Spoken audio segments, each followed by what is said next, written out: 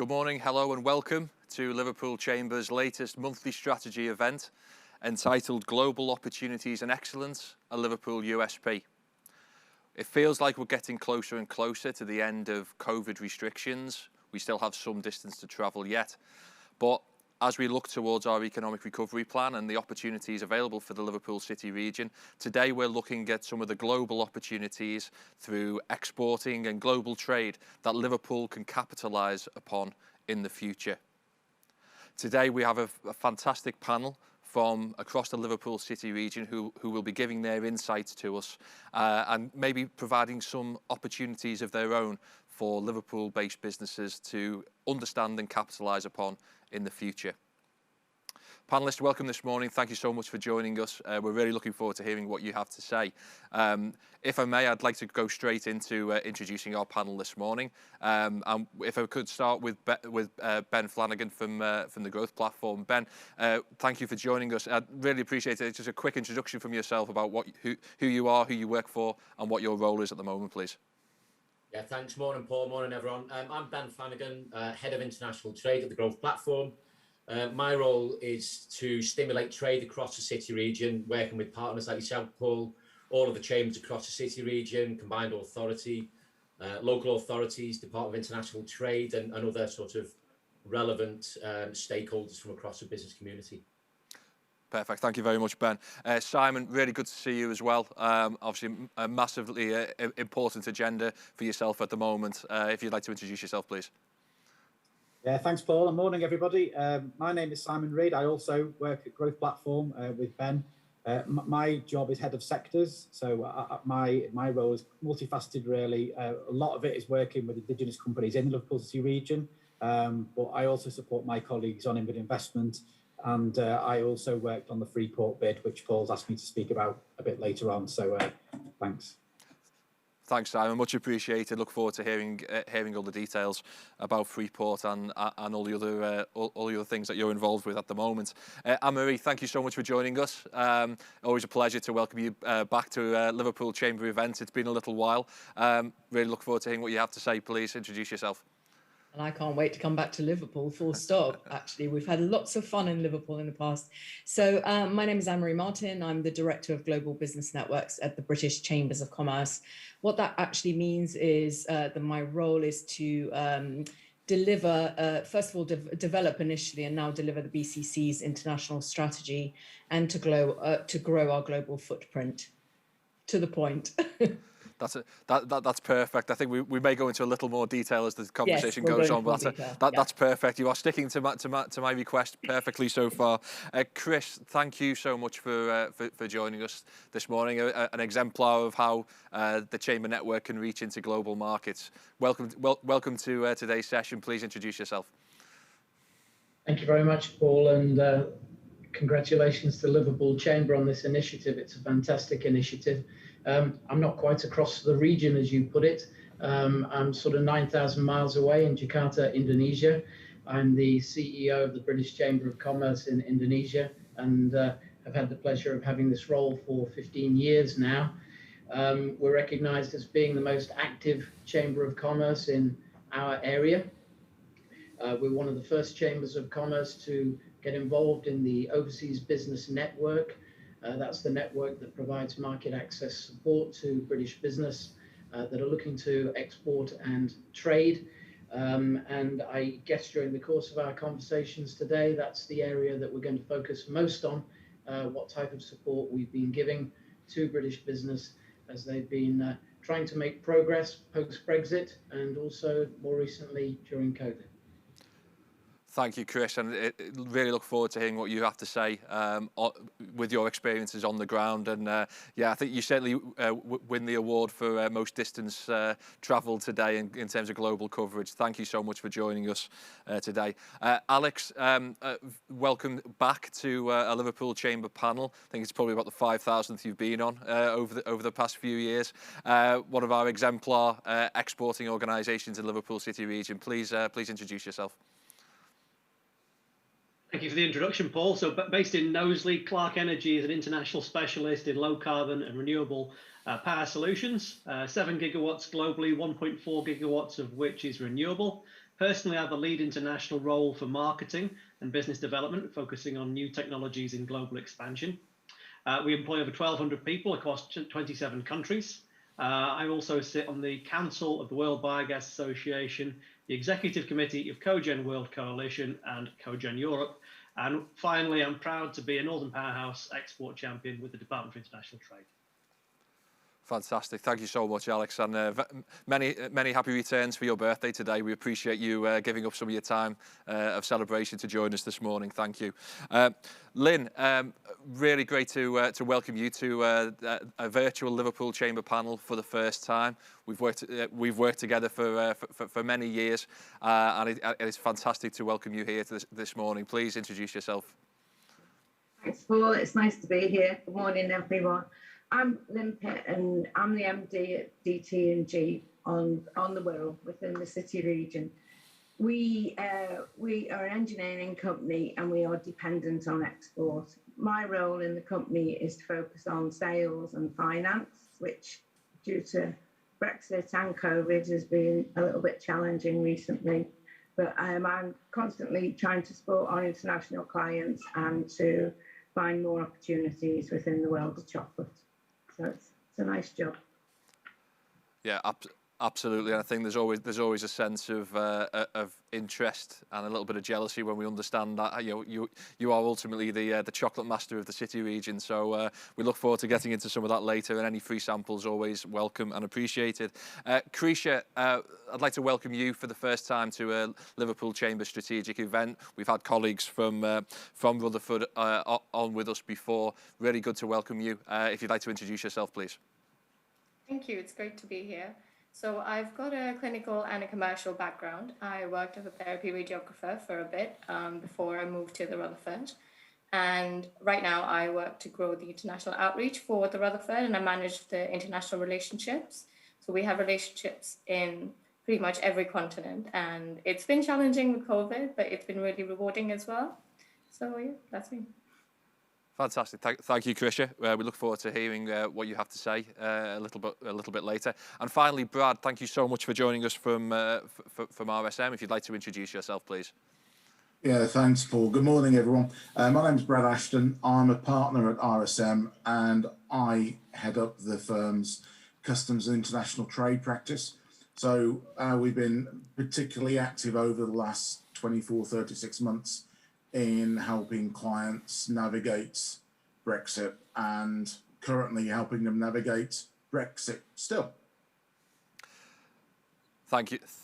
Thank you very much, Brad. Indeed, I think we may touch upon one or two of those things. Brexit and COVID has come up on a couple of occasions already, and certainly from an international context, it's massive for us, isn't it, to consider. Well, thank you for all the introductions, everyone. We look forward to really stimulating 45 minutes ahead of us. Let's dive straight into it. I think all of you have made reference to some of the challenges at the moment and some of the opportunities on the international market. We know that internationally trading and export trading companies tend to perform better. They've demonstrated a huge amount of resilience during this last 15 months or so. Ben, of course, you've been working in partnership with many organisations across the private and public sector as you've been looking at the Liverpool City Region export strategy.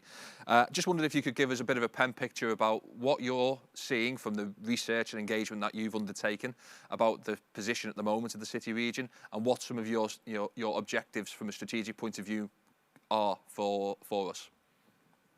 Yeah, thanks, Paul. I think the very simple answer, it'd be a short answer, is more exports. But it's probably worth putting into context where we are right now as a City Region. We export in the region of £8.5 billion worth of goods and services. So that's more than we thought we were 3 years ago when we wrote the internationalisation strategy. So that's good news. In terms of the percentage of our GVA, that's about 26%. So whilst it's slightly lower than the UK average of 30%, it is higher than the Northwest in general. So to give you an idea, the Northwest in general is probably tracking about 24% of GVA exported. Greater Manchester is tracking at about 19%, and the Northern Powerhouse region at 23%. So, I think it's fair to say that we are punching our weight in the north, but it's like many a school report, Paul. we're doing well, but can and should be doing better, I guess. And I think it's probably also worth understanding where we are in terms of government ambitions. Government ambitions are that as a country, we should be exporting 35% of GVA by 2030. And currently, as I said, exports only make up 30% of GVA. So, you know, a clear medium-term ambition or aspiration for the city region is to match that 30% GVA. You know, to coin a phrase, level up. We need to, in the next 3 years, to get to exporting 30% of GVA. So, you know, in terms of, I guess, key recommendations, you've read the document, you helped shape the export plan. You know, thank you for that. But so there's 50 odd recommendations. I think if we focus on 3 today, I guess we've got to focus primarily on driving export value across the city region, pound notes. We've got to make sure that the Liverpool city region businesses make maximum use of the enablers that we've got in the city region. And that's you, Paul, and your colleagues within the chambers. It's International Post with the Department of International Trade.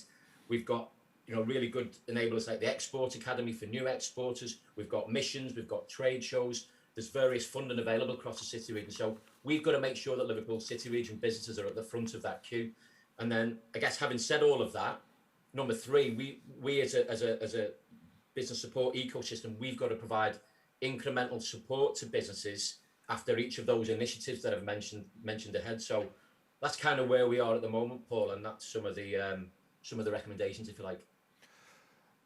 Thanks, Ben. And are you getting a feel for what some of the key strengths are in the city region at the moment? Are they the ones that we have traditionally talked about? Are there others emerging? What from the strategy are you picking up as some of those key strengths that we have as a city region? The key strengths in the city region haven't changed for years and years. If you look at our key exports, if you look at export volume and value, it's automotive, engineering. You look to the likes of JLR. It's chemical export. Again, you look down the Manchester Ship Canal down into Holton, Innovin, Vinova, Ineos. You know, we are very strong in the traditional areas. The Port of Liverpool, one of the biggest export commodities, is scrap. So, you know, they're not like the new emerging industries, like the very traditional, but we have got strengths, and probably Simon can talk more about these emerging sectors of health and life sciences, clean tech, clean growth. These are the emerging sectors that we want to be focused on and we want to be developing into the export market. But the simple answer is we're very strong in some of the traditional areas. Simon, if you can pick some of those, that point that Ben's made about the sectors and capitalising on those opportunities, where do you see some of those opportunities arising from an export perspective in some of those sectors that you're leading the development on? It's an interesting question, that, Paul, because technology has sort of changed the paradigm. So it's actually where sectors converge, but where the opportunity is. And I know when we're doing with investment work with the Department of International Trade, that they're less concerned about traditional vertical sectors, and there's more opportunity where sectors converge. So where digital meets health, where digital meets manufacturing, where manufacturing meets clean growth. So it's the sort of Venn diagram, really, is, because that's where, if you think about the sort of strengths of the Liverpool City region and arguably the UK economy, we're very strong in traditional engineering and high value engineering, but we're equally very strong in digital and deploying digitization across supply chains. So it's not an easy answer to sum up, but I think it's in that convergence, and I think Ben's touched on it there. We've always been very strong in biomanufacturing in the Liverpool City region, and the pandemic has kind of accelerated that view. I think we've all read the stories in the press about the concern about the flu this winter, and obviously our biomanufacturing cluster it is really based around sort of flu vaccines, and I think that and its entire supply chain is it is export potential. And the Manufacturing Technology Centre with their factory in a box technology in terms of taking flu vaccine and that type of manufacturing, literally putting it in a box and then sending it over to a developing nation so they can actually produce their flu vaccine in situ as and obviously, but we control the IP, and in fact the whole process could be controlled from Liverpool. So I know it's very hard to encapsulate something that's massive, but I think it's where the sectors converge and where technology and innovation meet. I think that is the real sweet spot for export. But Simon, potentially there a reflection though of a real practical example. You know, whilst Ben's talking strategically and some of those key recommendations, what you've just identified there is a really clear, tangible opportunity. Okay, triggered by a global pandemic, but the solution to that is very much an opportunity for Liverpool-based businesses through that ecosystem to make a telling contribution on that global scale. Is that where you see that those opportunities developing? Absolutely, and you know we have a very very well developed and developing sort of medtech, sort of digital health cluster in Liverpool City region, and I think again, if you think about the pressures on the NHS, but the pressures on health systems all over the world, you know the idea of people not having to go to hospital, being treated at home, being treated through technology, again, that is it's research excellence in our universities. We've got an emerging ecosystem of SMEs in particular, some of the micro businesses and startups developing those type of technologies, and again, that's that's manna from heaven for countries that have got overloaded health systems, in the wake of COVID. So, it's a terrible global pandemic, but there is opportunity. Thanks, Simon. Krisha, I might just bring you in here. Obviously, you work for a hugely successful healthcare organisation on an international scale. Just wonder if you could maybe give us an insight into sort of your experiences on the international market at the moment. So things have been very, very different to the way they were before the pandemic, of course. But in this time, because obviously, we're quite a new company as well, but we've achieved so much. In the UK before, there was no proton therapy 2 or 3 years ago, whereas now we have 4 centres, and then there's the NHS as well. International market has been very up and down, but through this, we have been strong. We've been through it, and we're still seeing international patients. We're seeing a significant rise in the number of people who are contacting us, which is really good to see, because you'd expect the opposite. You'd expect people are really struggling to travel. People are really struggling to sort of, think about international travel or medical tourism at all. But even in this difficult time, we are seeing people coming to us. So although it has been challenging, I would say there's a way around it. So it just depends on how you work with your team and how you work with your colleagues to help grow awareness for your business and in healthcare. And I think having proton therapy in the UK now, which we didn't have before, is a real asset. And I think people internationally are recognising that, and people are recognising the Rutherford. People are seeing that, yes, there's a centre in Liverpool, there's a centre in other areas. So I think it is a real asset as well. So although international is sort of going up and down, I think there's opportunities to continue to grow it. Thanks, Chris. That's a really interesting point, reinforcing a little bit of what we've talked about so far. A place-based asset in Liverpool, the Rutherford Centre, and the expertise around that health and life sciences sector as an exportable commodity, but also attracting opportunities for people and expertise to come to the city region as well. Ben and Simon, I just wonder as well. Krisha made reference there to some of the barriers to international trade at the moment. I suppose from a strategic perspective, from your export strategy, are you picking up on any real sort of systematic or other barriers to success on the international marketplace at the moment? No, I mean, there's always been barriers in existence. In the export strategy, we kind of divide them into 4 areas: knowledge, time, cost, and risk. And if you look at the enablers within the city region and nationally, none of those are insurmountable. Yes, COVID has presented significant problems for international travel, but people have found a way around that. I don't know if it's Alex Marshall on the roundtable, or it might be somewhere else. So the export champions talked about, well, actually now we can explore international opportunities more through video conferencing. So we're saving a lot of the cost and time of international travel. So it's presented opportunities. The barriers have always existed, but I don't think they're insurmountable with the amount of support we've got available in the city region. Thanks, Ben. Lyn, could I bring you in at this point, please? Obviously, you've been on an incredible journey over the last few years, not to make it sound like some sort of X Factor contestant, but it's been an incredible growth program for yourself and your company. and obviously the impact of COVID and Brexit, and you undoubtedly will recognise some of the barriers that Krisha and Ben have talked about there. What's your experience been through this particular period, and how do you react to some of the comments about the strategic priorities? That was a big introduction there, Paul. Yeah, there's always been barriers, and a lot of them are, I agree with Ben, and our knowledge, because overseas clients, they know what they want. I sell to very successful business overseas globally, so they have a certain demand and a requirement, and our knowledge is finding out what that demand and requirement is.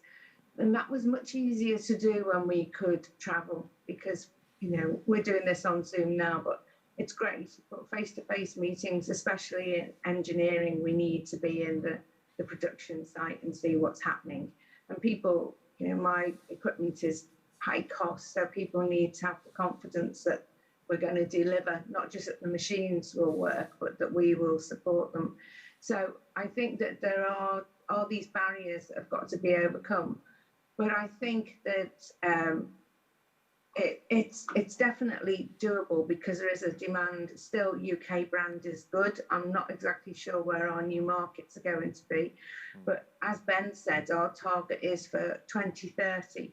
And I think for new people who start to export, you won't, in the first year that you decide you're going to have a business strategy to do that, you will do very well if it makes a difference to your bottom line in the first year. I think you've got to look at a 2-year plan at least. That's where we are, and we managed to, because we can control our machines remotely and we can have internet access, we managed to install, commission and train the equipment we've just sent. And we've kind of coasted, is probably the best word.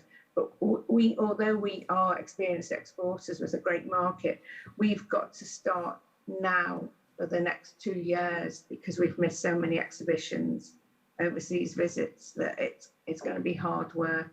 But it's definitely achievable, because we do have the support of the DIT, the chambers, the growth platform, and I think there's definitely an appetite for it in the area, especially with reference to the Freeport. So it's a rosy future as long as we do the right things and work hard, I think.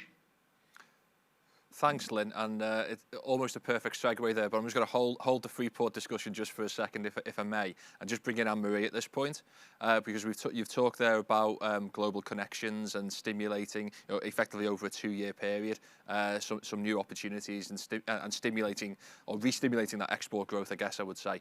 Anne-Marie, from your perspective, you effectively look after the Overseas Business Network on behalf of the national chambers. Can you talk to us a little bit about how you see the Overseas Business Network being a contributing factor to our efforts to make the UK, and by proxy Liverpool City region, a really successfully trading place? Yes, absolutely. Thanks, Paul. And it's really amazing to hear some of the stories, actually. It's really, really positive.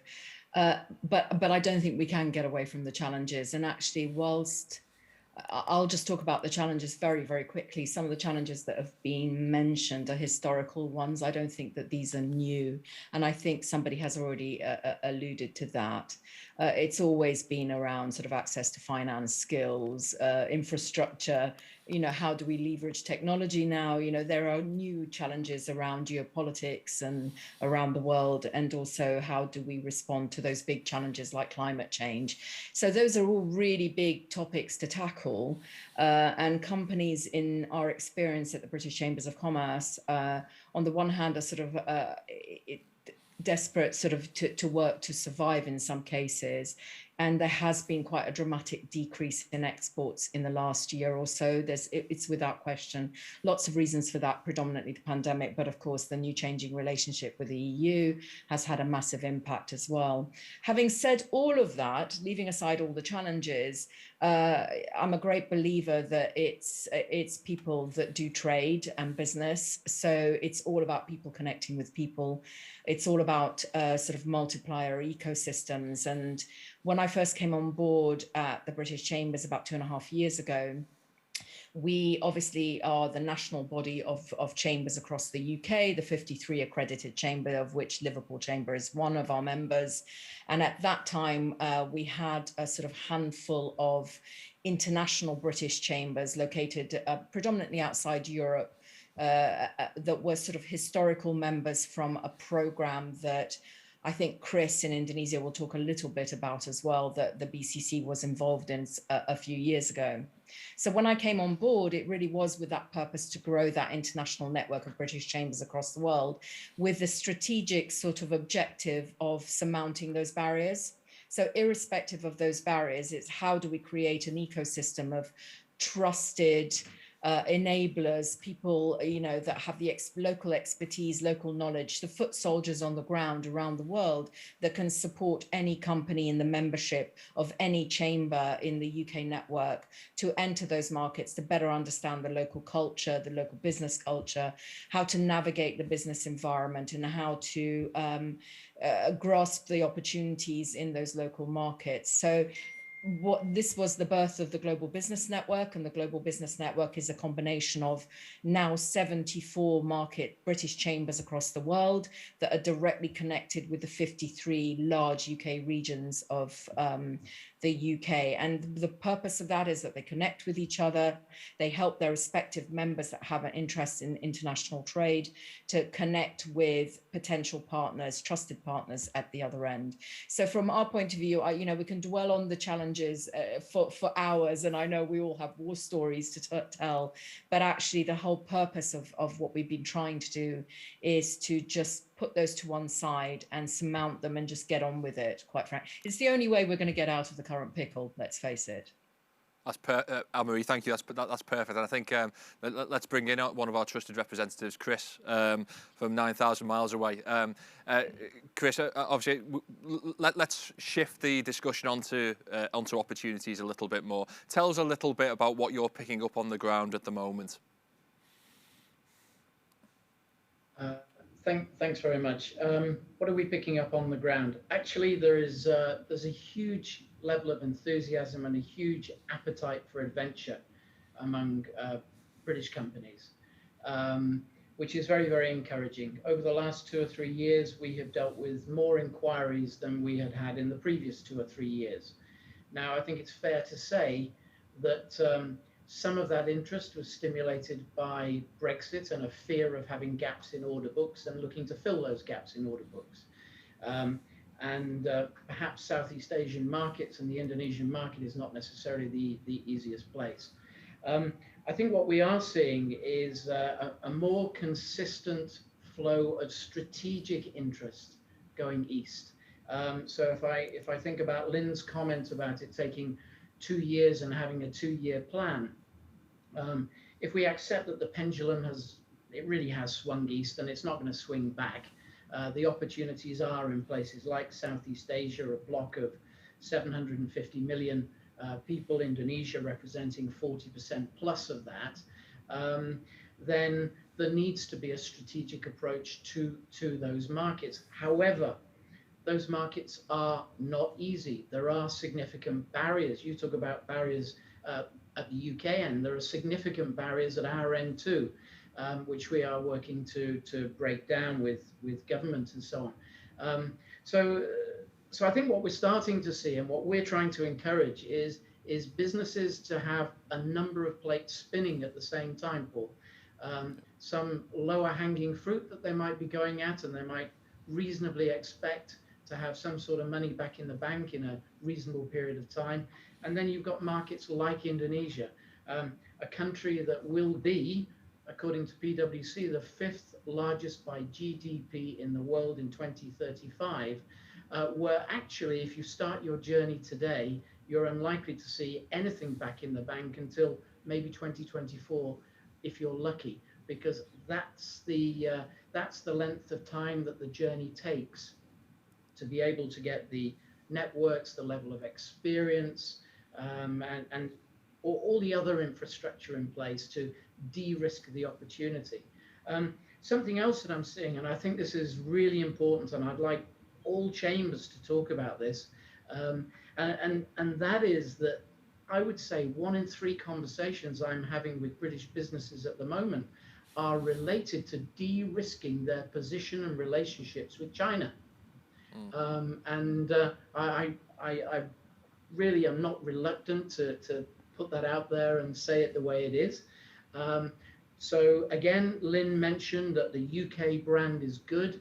Lyn, it's better than good. In Southeast Asia, the UK brand is absolutely brilliant.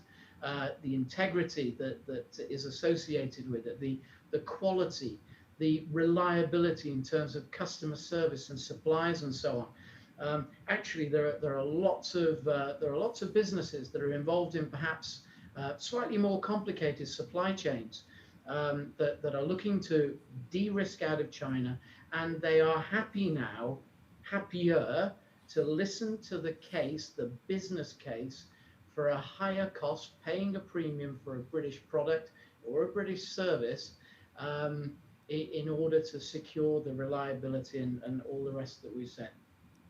Brilliant. Thank you, Chris. Thank you, Chris. Ben, please. Well, it's only a small point. I was on a meeting this week with the Department of International Trade, and just sort of backing up Chris's point there, by 2030, 2/3 of the middle classes will be in Asia. So this CTPP agreement is really attractive. You know, when we talk about those, but Chris, I don't know if I got it right there, but it's hard work. CPTPP. That's it, yeah. I've got it written down. I just couldn't read it quick enough. But if 2/3 of the middle classes are going to be out in Asia, then the obstacles, the barriers that are in place now, they are worth surmounting, overcoming to get access to that huge market. So, you know, we've all talked that they're not insurmountable. The demand is out there. So, you know, British companies are going to sort of go headstrong out to Indonesia and places like that. It's a fascinating dynamic, isn't it, in terms of, you know, 2 to 3 years potentially it can take to get established in that marketplace, as Chris has said, and Lyn alluded to it earlier. You know, Alex, from your perspective, from Clarke Energy, you know, how does that British brand, the integrity, the quality, how has that helped in terms of your positioning globally? Because it's been such an incredible period of expansion over the past decade or so. How important are those traits? Yeah, I think they have to be. I mean, our business revolves around power generation equipment, and the most important thing there is making sure it's running. Yeah. So we focus on engineering, installation, and maintenance, and you know, the British brand associated with doing things correctly, instilling that ethos. So we're a localized business. We have people on the ground locally in different regions, but we transfer that ethos and that approach to business to our regional operations, you know, across Africa, India. We're also actively looking at Indonesia, some great support from the DIT in that country. So yeah, it's very important. And in terms of the planning that goes into when you're exploring those new opportunities and new markets, what has the process been like for you? You know, has it been taking a punt on a particular market, or has it been, you know, almost, you know, a granular exploration of the opportunities and you know, taking that 2 to 3 year strategic outlook? How's that worked for you in terms of your expansion? Yeah, so very much. We've grown from a relatively small, modest company into a sizable company, and now part of a multinational conglomerate. We've always had a degree of entrepreneurial approach to the way we do business. You know, initially, so I've been with the company about 14 years. At the early stages, we were a little bit more taking immediate opportunities as they come. We have grown organically and through acquisition of similar businesses to what we do. So it's quite easy to recognise the risks and benefits for operating in those particular markets. So yeah, so we've moved now to a much more strategic, considered approach, but yet still retaining a degree of that entrepreneurialism. So, you know, my team personally, we do desk-based reviews of the individual country we're going into. We look at underlying political factors, economic factors. We then work with the DIT often. In-country visits, can't set up an operation without visiting the country. And then completely, you know, you have to look to invest for the long term. particularly in Africa and developing nations. 3 years even might be aspirational. You could be talking 5 years before you start pulling a profit. But when you do, it can be really worth the effort, and it can be very good fun. Brilliant, thanks, Alex. That's great. Simon, I think can we talk about Freeport, please? Because again, it's come up in discussions. It's clearly. It was clearly I would suggest the major headline when it comes to Liverpool City region at the Chancellor's budget back in March. What is the development at the moment, and where's the position of the Freeport at? Yeah, so it was a lot of excitement and fist pumping when Rishi Sunak stood up in the House of Commons and announced that the Liverpool City region was going forward to be one of the 8 Freeports.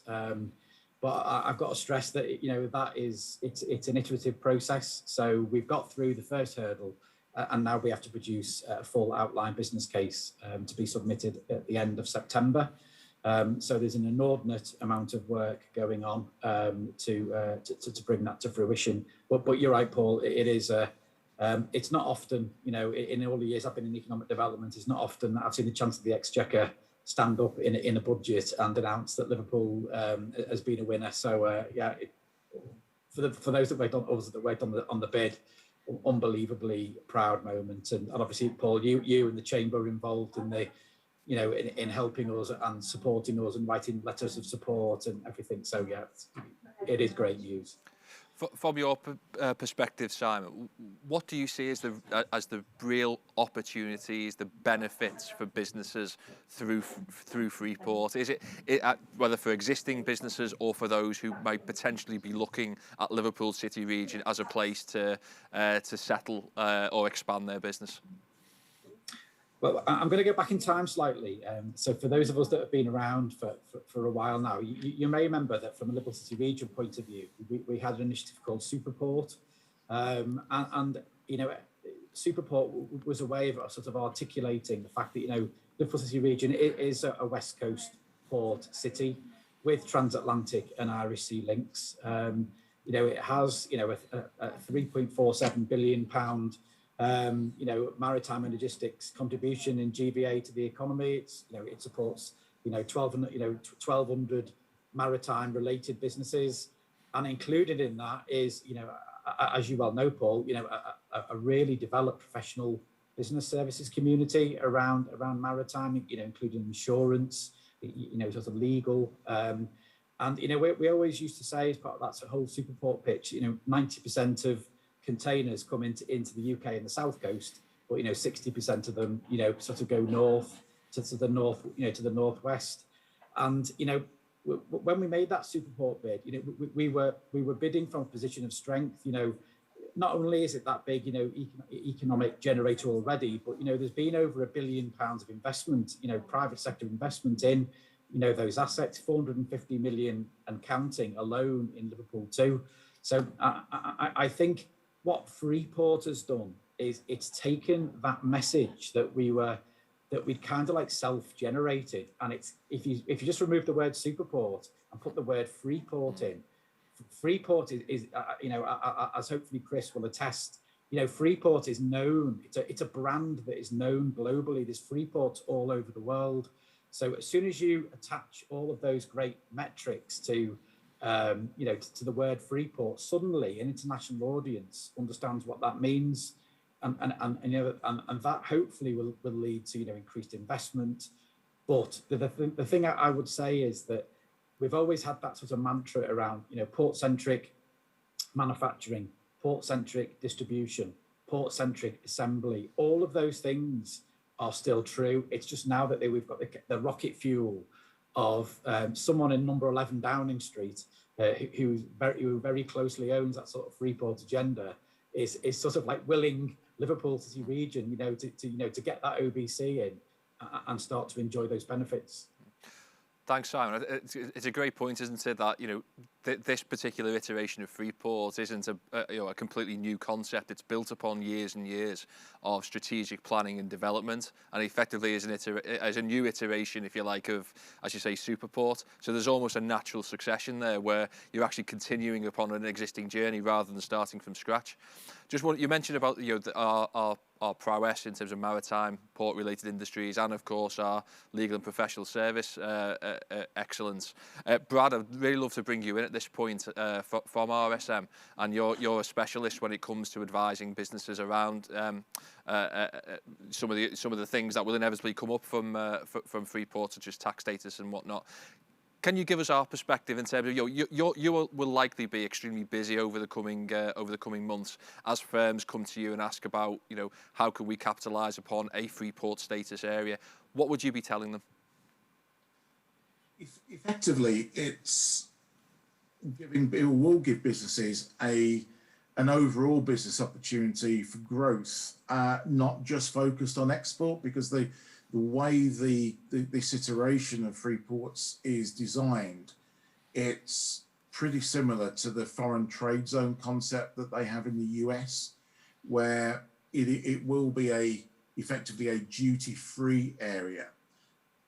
From a customs perspective, there'll be other local tax breaks which are yet to be fully defined, I think, in relation to rates, CT, etc. But from a customs perspective, it will allow businesses to bring in any componentry for production or assembly into a Freeport location, and effectively maintain the duty-free status on those goods until a finished product is either exported outside of the UK, or in certain circumstances where that finished product may be released into the UK market itself.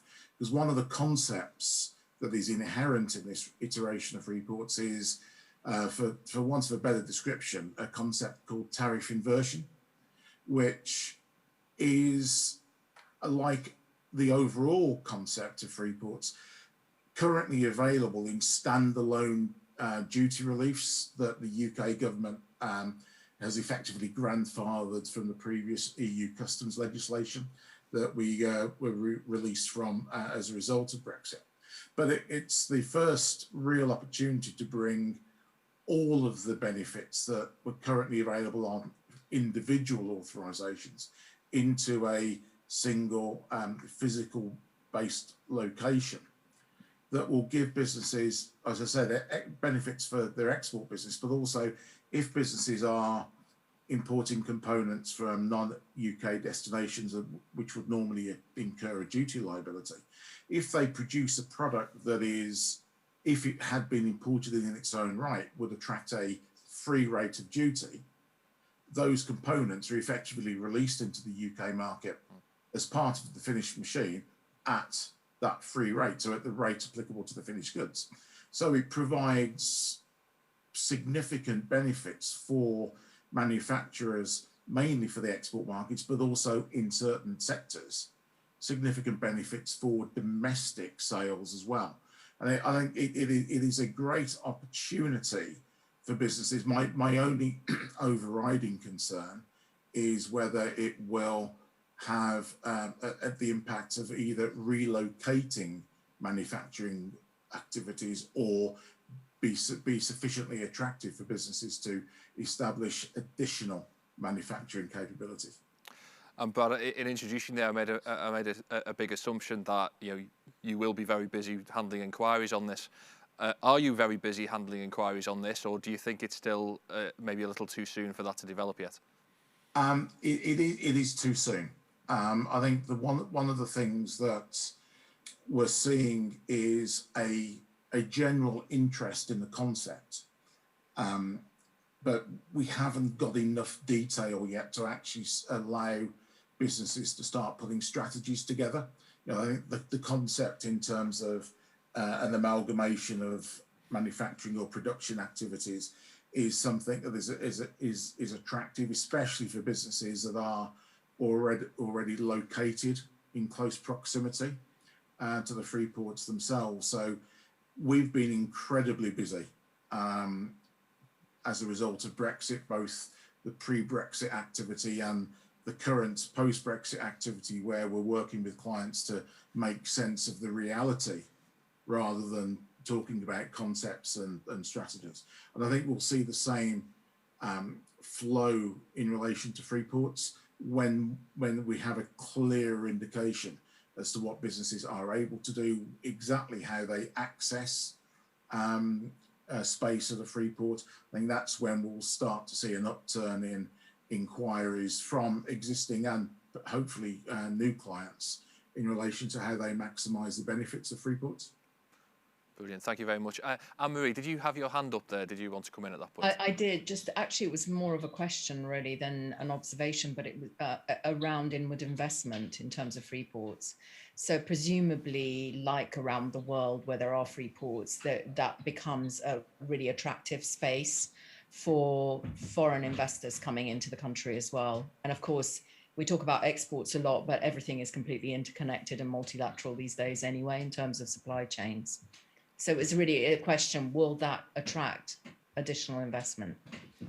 Okay, if I can just pick up one point on that. Thank you. I think that if we look at the growth of foreign trade zones in the US, which I said earlier, analogous to the UK concept of Freeports, that has seen a significant, or those free zones have instigated a significant amount of investment.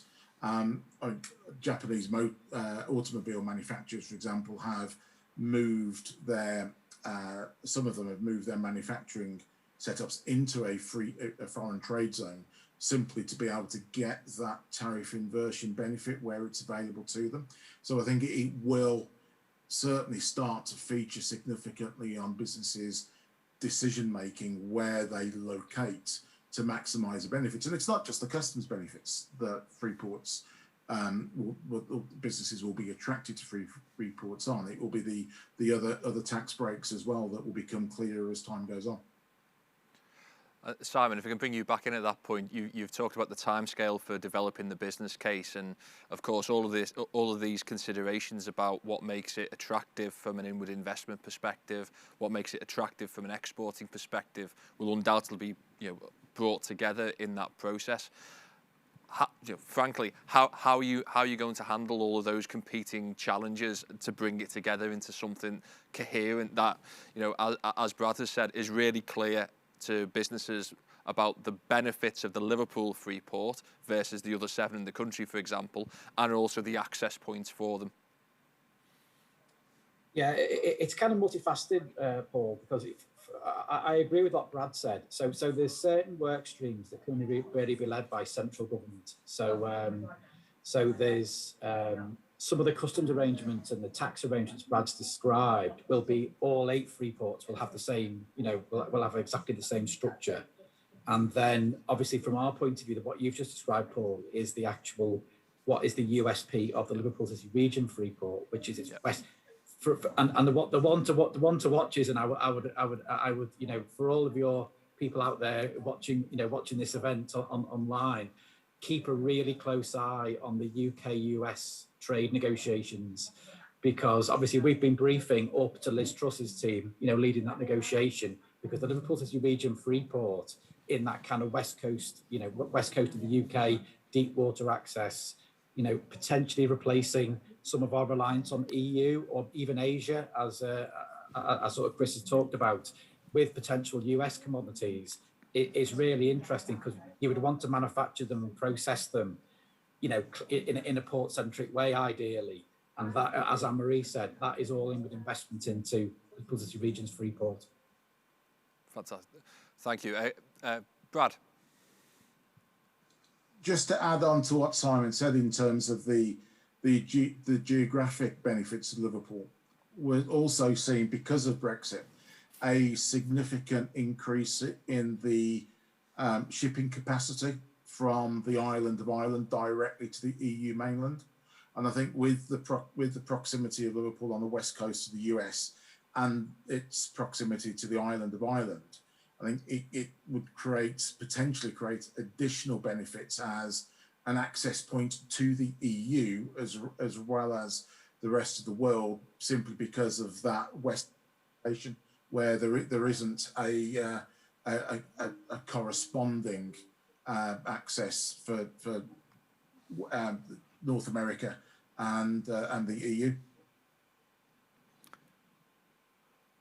Simon? Oh, you're on mute, Simon. Sorry. Firstly, I got how many 50 minutes into the meeting and then pulled the old on mute one. Yes, I think it's fair to say just to build on sort of Brad's point there. The Department of International Trade colleagues overseas that made the first approach and have been the most engaged with us since the announcement has been the US.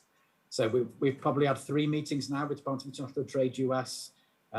They've got ports on their side of the pond really interested in speaking to our port around opening up new routes that don't currently exist.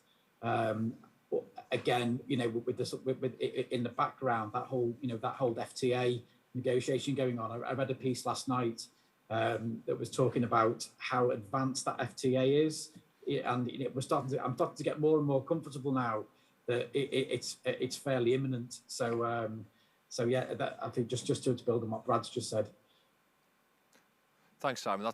That's great. So yeah, we see Freeport, massive opportunity, some iterations still to go between now and September to really capitalise upon it. Just keeping in line with opportunities. Just wonder, you know, Lyn, you're thinking from your perspective, what are some of the key opportunities that you're looking to pursue over the coming period?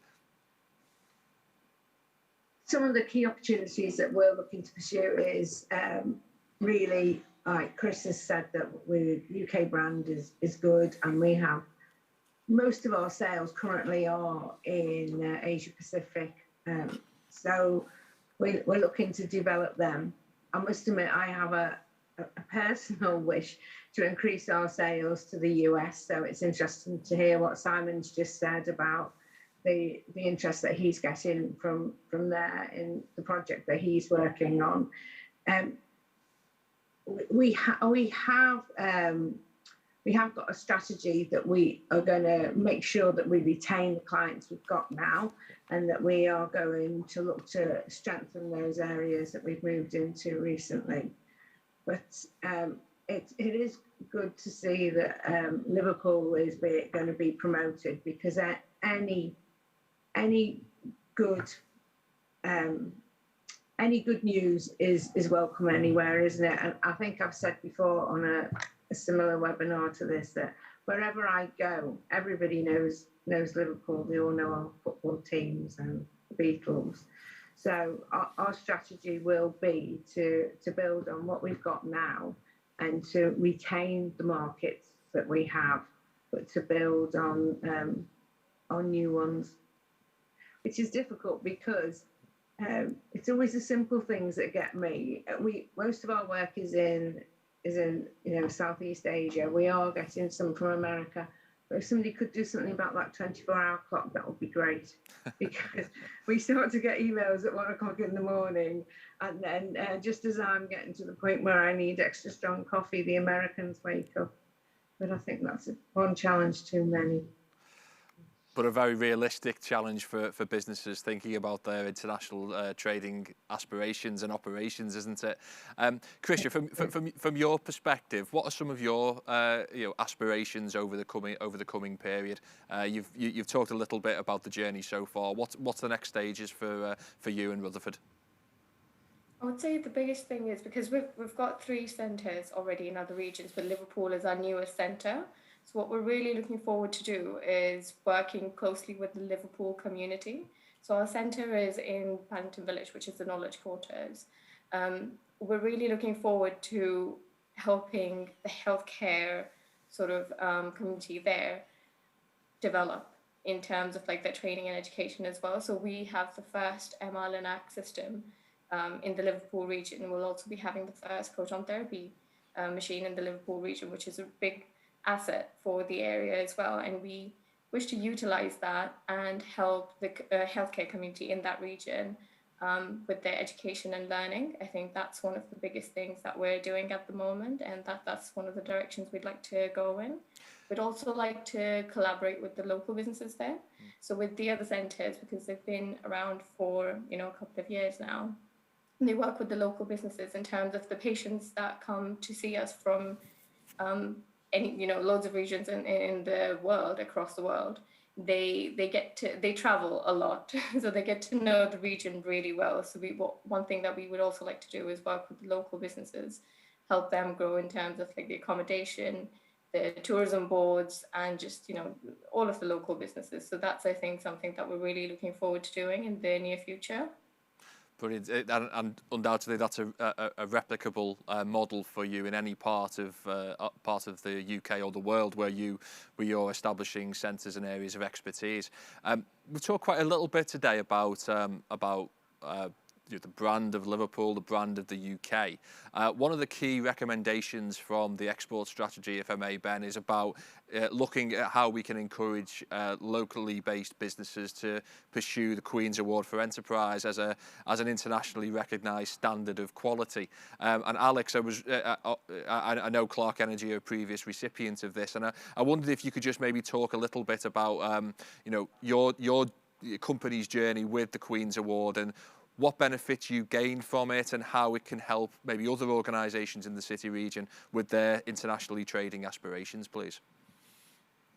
Yeah, thanks, Paul. So prior to 2010, we'd been quite a low-key business. We were successful, but we got on with what we were doing in a low-key manner.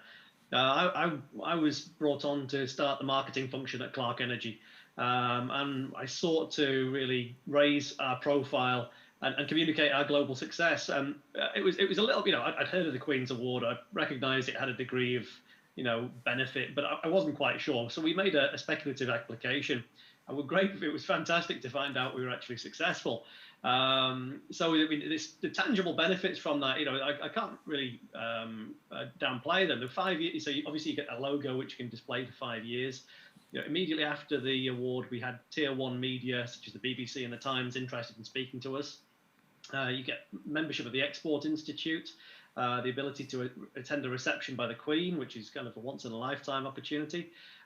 If there are events which you attend with royal connections, you often get a raised profile there, and sometimes somebody will come over and speak to you. You also get a raised profile at Department for International Trade events in excess of the export champion status we have. And it helped to raise the profile of the business in advance of a sale to our now parent company, the Cola Company. Thank you. Thanks, Alex. Would you say it's interesting, that last point in particular, that the tangible benefits? It's great having certificates on the wall. It's great having kite marks and whatnot. But do you feel the Queen's Award did play a real contributing factor in that growth, and particularly the sale to Cola? It's difficult to say. It's difficult to actually quantify that, but it certainly does add a significant stamp and a recognition, at the highest level of British society that you're a successful business. So it's difficult to quantify, but my gut feeling is yes, it supported that. Brilliant, thank you. Ben, if I could just bring you back in at this point, obviously we started by talking about the export strategy. We've just talked a little bit about one of the key elements of the export strategy in a tangible base. I just wonder what you feel is the next step in terms of businesses being able to recognise elements of the strategy and really capitalise upon it. So the Queen's Award objectives are one way of doing that. How do you see the strategy really manifesting itself over the next couple of years so that our businesses can really benefit from it? I think one of the major recommendations, Paul, within the report, and again, you've seen it, is to create this Liverpool City Region Export Group. So we're aiming to have over 200 minimum aspirational exporters, existing exporters, the export champions like Alex and Lyn's business. We want the freight forwarders involved, the agents involved. The Port of Liverpool have agreed to get involved in this export group. We just want to increase that conversation around export. Come and join the group to ask for help. Perhaps come and join the group and offer support in the case of the export champions. Maybe we can help shape policy at a national level to support export. Once we've formed this group of, as I say, 200 minimum, I'd like us to set up some really robust peer-to-peer networks, and we can break those down perhaps in either sector specialisms or geographic target areas. You know, we talked about the US, we've talked about Indonesia, China's obviously come up in the conversation. It might be that we split them on a sort of B2B sort of sector basis or a B2C sector basis. So, you know, there are a lot of recommendations, but I want this group to be that focal point for the export conversation for the city region. You know, in a few years' time, Paul, and with the Freeport in play, I want Liverpool City region to be known as like a major export powerhouse, if you like, not just for our businesses kind of, you know, exporting more, but others from around the country, other businesses from around the country, and in fact, other businesses from around the world setting up back on the back of the Freeport or whatever, to really set Liverpool City region up as an export powerhouse. You know, I will come on to this at the end of the week where UNESCO have threatened to withdraw our World Heritage status. It's probably worth reflecting why we were awarded that in the first place, and that's, you know, chief amongst those reasons was the part that Liverpool and the Port of Liverpool played in global trade and the development of the British Empire.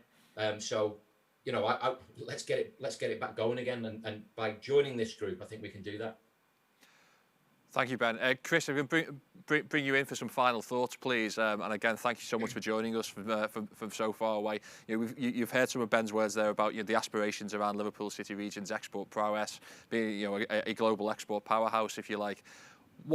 How far does Liverpool and to some extent the UK need to travel? Is it a great distance, or do you think the building blocks are very much there? A very difficult question to answer. In some cases, we've gone a long way. In other cases, from another perspective, we're a long way short. Certainly as an organization, the 200 aspirational exporters that Ben referred to, we'd love to be one organization that could be talking to whichever ones have aspirations of Indonesia, for example, and also happy to share other expertise with colleagues of mine within the Southeast Asia region as well. I do get the sense, and forgive me, I don't mean to sound political, but I do want to make this point, and Anne-Marie's already thinking about what Chris might say here, that actually there seems to be a disconnect between the support that's available for businesses within the UK and the support that's available for businesses overseas. So the DIT guy that Ben might have referred to stimulates interest, suggests you have a look at this market or that market. Then it's decided that they should have a look at Indonesia, and then what they're told is the resource that's available to them actually is the Chamber of Commerce, and they find out that the Chamber of Commerce actually is not funded to the extent that we can continue to provide complementary service to support the interest. It has to be chargeable service. Now, this seems to be at odds. If you're a large company and you go to DIT overseas, you get a whole load of service, and there seems to be a huge amount of support for the big deals that can be put out there and tweeted with politicians, whether it's, perhaps I'm not using the right topical companies now, like a British Aerospace, a Rolls-Royce, or whatever it might happen to be. But actually, when it comes to the SMEs, those for whom expressing a strategic interest and the cost associated with it, they might not necessarily have. They're the ones that need to be supported more. And what we have not had over the last 7 or 8 years is consistency of the availability at the right type of cost, with the right type of predictability and the right type of consistent quality that has been needed to support that. And, you know, I would like Liverpool Chamber, and I know Anne-Marie keeps it, and the British Chamber of Commerce keep it high on their agenda to keep talking about the need for consistency of support, consistency of funding, and a more uniform quality of the availability of expertise. Actually, although what we provide is chargeable because we have to allocate resources specifically, it represents great value for money, as we can prove, demonstrate with the companies that have ended up being export wins and providing export value. So I'd like to see more consistency. I'd like to see more encouragement, Liverpool Chamber, of looking east. I think it's great to hear the connect between the geographical location of Liverpool. I am from Liverpool, by the way, the geographical location of Liverpool and the opportunities that might come out of US trade negotiations. We as a chamber are supportive. For those who don't know, Liverpool is twinned with Surabaya, Indonesia's second city, and has been since 2018 around creative economy, port management, smart cities, human resource development, and we've had 3 or 4 small wins in that space. I mean, my message to Liverpool is, as Lyn says, keep banging the drum on the reputation and the global awareness that everybody has of Liverpool to open doors. You know, for Liverpool, reach out, be afraid of absolutely nothing, but do keep looking east. It really is where the pendulum has swung. Thank you very much, Chris. Appreciate that, and an excellent summary of some of the opportunities in your particular market. We're just drawing to a close now. If I can maybe pass the final word over to Anne-Marie, if I may. Anne-Marie, you said at the start about the power of the Global Chamber Network. Just a few final thoughts from you in terms of what you've heard today and how you think some of Chris's challenges, for example, could be countered by the initiatives that you're leading. Yes, just as my dog starts barking, of course, you come to me. Thank you so much for that. My thoughts are that I think, Paul, you've heard me rant quite often about the UK being better at banging its own drum, particularly around the regions and what the regional USPs are. And I think just listening to everything that's been said today, I think there's a real opportunity for the Liverpool region to be able to tell the world what its real USP is. And of course, the Beatles are great, and I love all that, and I love the nightlife in Liverpool, etc., and the music scene. But actually, there is more, and so much more can be communicated out. I'm a big believer in serious campaigning and communications around what the opportunities are. Never ever shying away from talking about challenges, but always having an answer to those challenges by focusing on what the opportunities are. And I think Chris has said it really eloquently as well, as has everybody else. And by the way, in terms of the USA, it's our #1 trading partner, irrespective of an FTA, over and above markets in the EU. So FTAs are brilliant, they're enablers, but it's people that do business. It's about meeting people, connecting with people, be it virtually, be it in person eventually, meeting, looking at each other in the eye and liking each other, finding the synergies and doing business. Anne-Marie, a fantastic summing up. Thank you. Thank you to all of our panellists this morning. We really appreciate your input, and we look forward to welcoming you back at a future panel session, hopefully in person. And thank you also to the audience today who've joined us live and subsequently viewing the recording. I hope you found today inspirational, useful, and we look forward to seeing you at the next strategy event. Bye-bye. Thank you. Bye-bye.